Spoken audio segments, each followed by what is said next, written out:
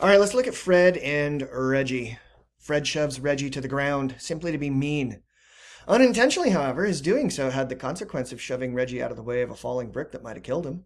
All right, so in this situation, how do we judge Fred for what he's done?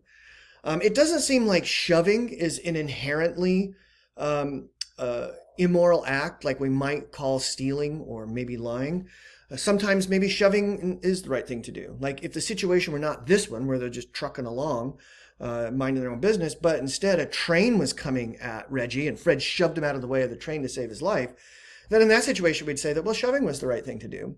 But in this situation, shoving isn't being used as a tool to do something good. It just coincidentally caused something good. It saved Reggie's life. But that wasn't Fred's intention. Fred's intention was just to be a jerk.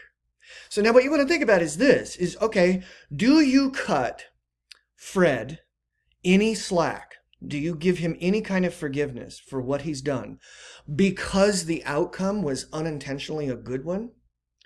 Would you judge Fred differently if everything was the same except the falling brick wasn't a part of the scenario and Reggie just landed on the ground and looked at Fred like, what are you doing, you jerk?